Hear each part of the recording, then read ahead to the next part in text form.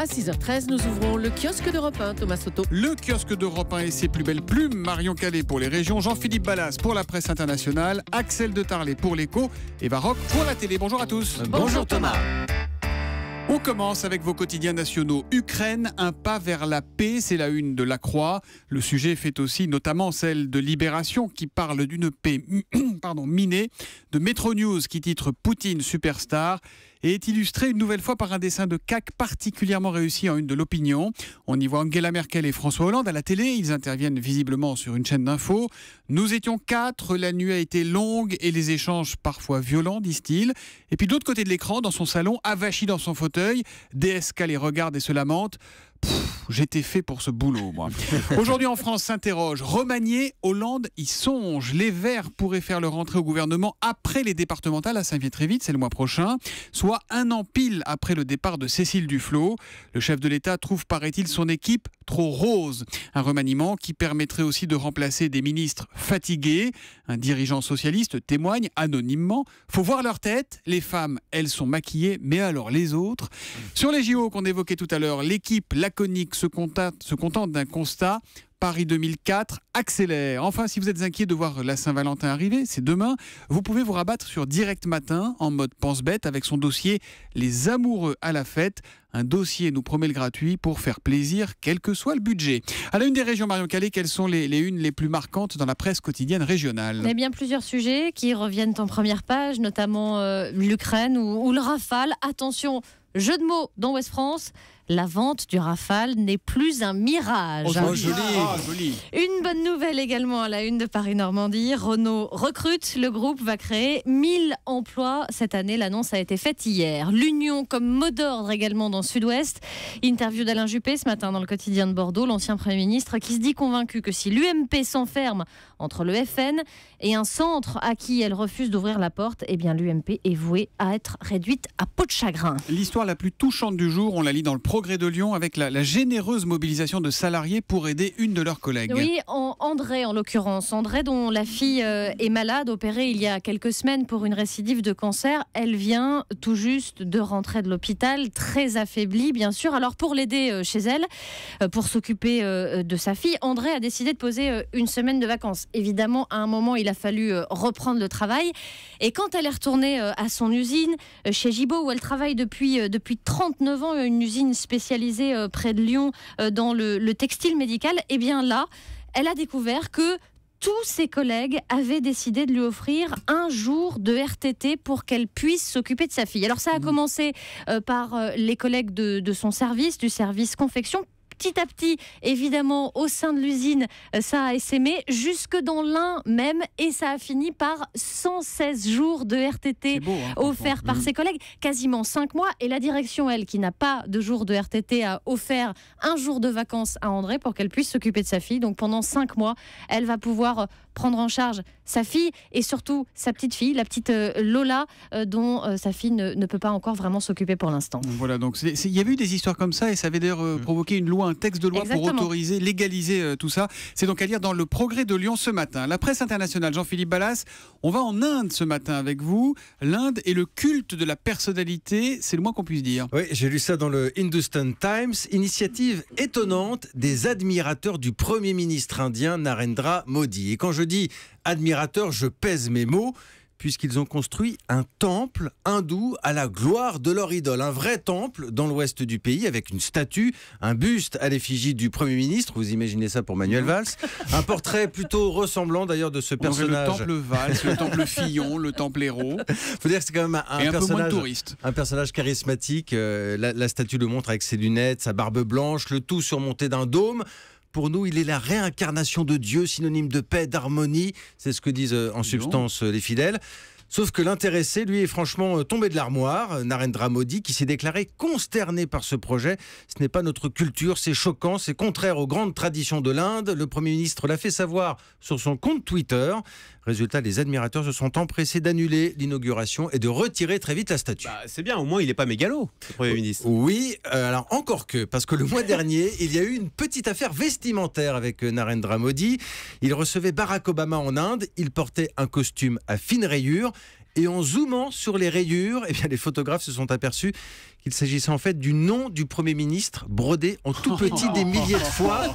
Vous imaginez une veste avec Thomas Soto écrit à l'infini en tout petit comme ça. C'est moi qui l'ai brodé. Évidemment, l'opposition indienne a crié à la mégalomanie. Manifestement, Modi a décidé de faire profil bas maintenant, d'autant que ce leader nationaliste vient de subir une première et sévère défaite électorale. De quoi vous remettre les idées au clair. Julie, vous brodez n'importe quoi. Il y a 2 T à Soto. Faites attention. S'il vous plaît. Voilà donc pour la presse internationale et un voyage en Inde ce matin. À la une de l'Écho, Axel de Tarlé. Alexandre Ricard prend les rênes du groupe Ricard et il le dit, il donne une interview dans le Figaro ce matin. Exactement, et dans le Figaro, il dit qu'il veut devenir le numéro 1 mondial, puisque Pernod Ricard est le numéro 2 mondial des alcools. Vous savez, le pastis, ça représente moins de 5% des ventes. Pernod Ricard, c'est une ribambelle aujourd'hui de marques très internationales. C'est Absolut Vodka, ça appartient à Pernod Ricard. Chivas, Mumm, Perrier Jouette, Havana, enfin je ne vais pas tous vous les faire, il y a le cognac Martel, etc. Le gin Beefeater, voilà. Donc ça part dans tous les sens. Alors c'est là, je crois, où il faut dire... Oui, on dit avec modération voilà, quand même. On dit aussi qui est numéro 1, puisque Ricard est numéro 2. Le numéro 1, ce sont les Anglais, Diageo, mais on va leur passer devant. Alors comment on va faire pour leur passer devant? C'est le royaume du marketing. D'abord, il faut casser les codes. Par exemple, le cognac qui est exporté à 97%. Le gros problème du cognac, c'est que c'était un digestif. Personne ne boit de digestif. Donc Café Pernod Ricard a dit il faut en faire un apéritif. Et maintenant, le cognac se boit en cocktail avec du Coca-Cola. En Chine, ils ont lancé le Chivas avec du thé vert froid. Ça marche très bien. Et oui, parce qu'il faut casser les codes pour vendre du Chivas. Et l'idée, c'est que dans ces pays en Asie ou en Afrique où on buvait des alcools locaux, alors c'est un peu cynique, il faut faire en sorte que les gens aient envie de boire ces marques branchées occidentales. Et donc, pour ça, il y a énormément de travail de marketing pour repérer les leaders d'opinion. Et alors, il y a un marketing ultra serré. Écoutez, dans Challenge, vous allez me dire ce que vous en pensez. Et donc, chaque alcool a une communauté bien ciblée. Alors, ils disent par exemple, le Jameson, ça s'adresse aux urbains branchés cinéphiles. Le Ballantines, ça s'adresse aux passionnés de musique. Havana Club, aux voyageurs. Absolute, la vodka, à la communauté gay. Quant à Chivas, c'est la marque des entrepreneurs. Voilà le marketing selon Ricard. Ça paraît ridicule, mais écoutez, ça fait qu'ils sont numéro 2 mondial. Et les matinaliers, on n'y est pas. Nous. Non, voilà. Du thé ou de l'eau claire pour Julie, s'il vous plaît. Donc le Ballantines, c'est la bouteille d'Eva Rock, puisque c'est pour les amateurs de musique, c'est bien suivi. Eva qui nous parle des victoires de la musique, France 2 à 20h50. Et oui, ce soir, c'est sur la scène du Zénith de Paris. Virginie Guillaume présente la cérémonie des victoires de la musique. Alors avec les artistes qui ont compté en 2015, ça va de Calogero à Johnny Hallyday en passant par Alain Souchon et Laurent Voulzy. Mais vous savez, ça fait 30 ans qu'elle dure cette histoire. Et alors évidemment, ce soir, ils vont revivre des moments cultes que je vous propose de revisiter aussi ce matin. Marion, par exemple, elle obtient sa première victoire en 1990. Elle est l'interprète féminine qui a remporté le plus de récompenses. Vanessa Paradis. Et oui, et en 1990, elle pleure beaucoup. Vous savez pourquoi? Gainsbourg. Et oui, dommage.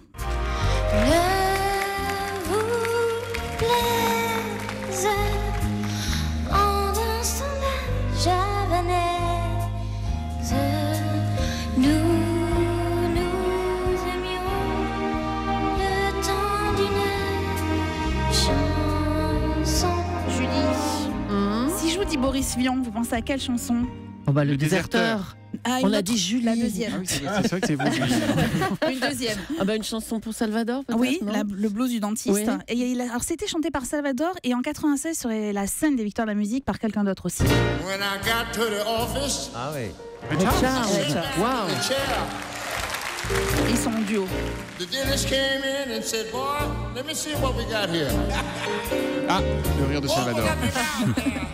Jean-Philippe, oui. Qui présente la première cérémonie en 1985. C'est pas un homme de télé. C'est un chanteur. C'est un chanteur.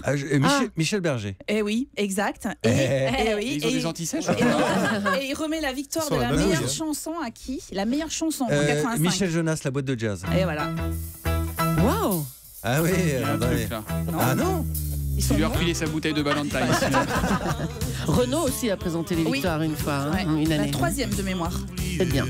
Normalement, avec Axel, ça marche pas. Les réponses, il les trouve pas en principe. D'accord? Moi, je passe par le mec qui connaît rien. Pour l'économiste. On est en 88. Un an auparavant, elle a remporté la victoire d'interprète féminine. Elle revient un an plus tard avec une chanson en hommage à la plus grande chanteuse de jazz. Une chanteuse française. France Gall, on me dit. Et là, elle. Ah oui, en plus j'adore France Gall. Ah, c'est pas bien. Ouais, cette chanson. Vous avez dit quoi, moins cette chanson? Oui, j'aime mieux les vieux France Gall des années 70. Thomas, Oui, si je vous dis Tennessee, vous pensez à quoi? Johnny Hallyday. D'accord, une chanson d'abord. Comment Écrit elle par s'appelle? Jean-Jacques Goldman. Non, Non, elle est écrite par Michel Berger. D'accord, donc elle est Bon, chantée bah, par d'accord. Johnny, exact, mais en 98, sur la scène des Victoires, encore une fois, Johnny partage cette chanson avec 2 autres artistes. Cette force qui nous pousse vers Offenbach, l'infini. Goldman, ouais. Il y a peu d'amour avec tellement d'envie.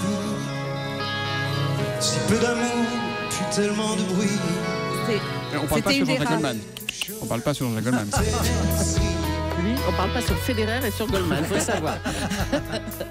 Et l'autre, c'est qui alors? C'était Pascal Obispo. Pascal Obispo, Johnny Hallyday intérêt. et Jean-Jacques Goldman. Franchement.